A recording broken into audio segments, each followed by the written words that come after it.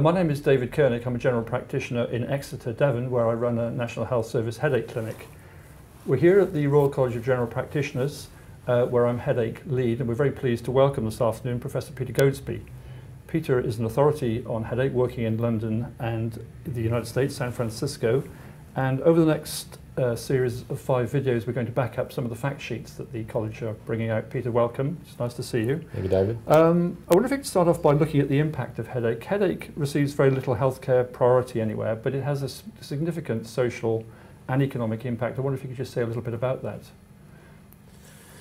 The impact of headache is really quite spectacular if you, at any level you look at it. So looking at it from a societal point of view, the impact is measured in billions of pounds or billions of US dollars. And while those numbers might have seemed small a few years ago before all the recent banking things, they are still big numbers, and it provides a huge economic burden. The impact on the individual is perhaps something more as clinicians that we're interested in, and it is spectacular as well. It's a remarkable thing when the World Health Organization, the WHO, looked into scaling the disability attendant to a condition. They do it on a disability adjusted day, so it's what it's like to have the condition for a day. And they scale something like, they do a 1 to 9 scale, and they scale something like vitiligo as being 1, so not great to have on a day, but not horrible. They scale something like psychosis or quadriplegia as a 9 on that disability scale. And the World Health Organization quite independently came to the conclusion that migraine would be scaled as a 9. As disabling as having a day with quadriplegia or a day with psychosis. And while that sort of sounds a bit crazy, when we see our patients who stay at home, have to stay at home, who can't go out because of the light or are throwing up, can't move because their headache's made worse, maybe that WHO scaling makes a lot of sense. It's a very impactful condition. And it has an impact upon sufferers not just during the attack, but in between the attacks. Absolutely. As you say, the impact between attacks is substantial. There's the impact of the general, if you want, the migrainousness of the brain. We could talk about in the physiological sense in a little while, I think, and the impact, of course, of knowing that the attack will come. Not to mention the impact on the family. And I think in general practice, you've got that context much probably better than I have in my practice, because you see the impact on the spouse, the impact on the children, the impact of the children on the parents. Well, a lot of people are afraid to go out or make arrangements. They're inhibited in their job careers because they're just afraid they're going to get a migraine at the wrong time. So it does impact upon people not just during their attack, but also in between, and their families as well. Yes. Perhaps we could just move on to an interesting point. Despite this impact, less than 50% of sufferers will actually go and see their GP. Why do you think this might be? You're right. It's remarkable how relatively few people see their GP in some ways. I think some of it's because not all migraine is terribly disabling. We have to say that straight up. Migraine has a range of disabilities.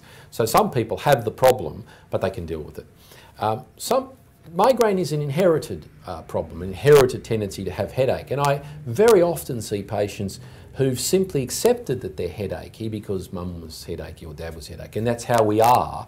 So they kind of get used to it, and why would you go see the doctor about something that's how we are, and they accept this. And then, you know, sadly, I think there's the group of people who go see the doctor who don't get the diagnosis, perhaps don't get optimal treatment, get a bit disenchanted with things, and we really don't do the best for them. Well, we don't. I'm afraid that certainly in the UK, GPs don't do terribly well. For whatever reason that may be, they don't diagnose the majority of headaches that present to them, and when they do, we know that they're treated inadequately. Less than 10% of people are taking triptans who have migraine, and the number of people who are taking preventive medications is probably half that should be. So when they get to see us, I'm afraid there's still plenty of room for improvement. I think GPs in the UK are in good company, if you like. As I understand the numbers at the moment, if you're a male, for example, with migraine, you've got about a 40% chance of getting diagnosed. There's population data in the US, and if you're a female, it goes up to about 70%.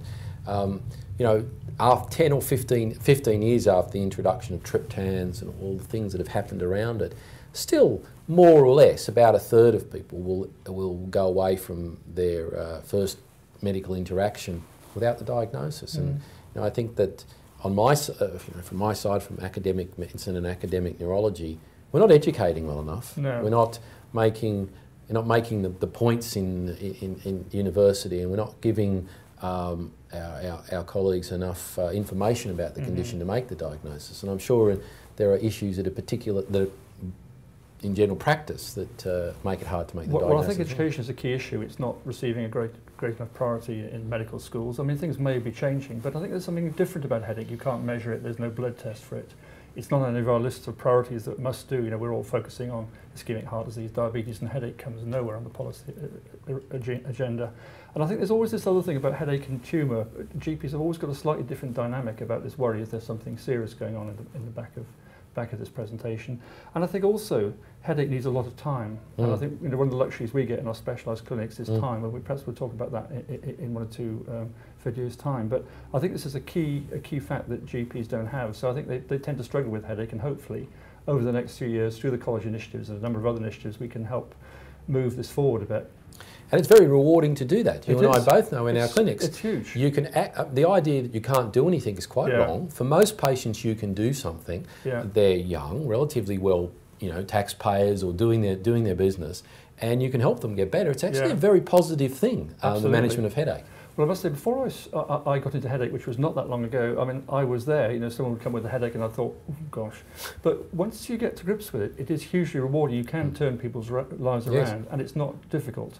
I mean, the diagnosis of migraine is straightforward. The treatment armamentarium is very straightforward for GPs. And it's a tremendously rewarding thing to treat, and hopefully we can perhaps bring that out as we go along. So, okay, that's by way of background. I wonder if we can perhaps move a little bit now onto what's actually going on and start with the physiology. Looking in general terms of the physiology of headache, there are no sensory fibres within the brain substance. So where does the actual headache come from?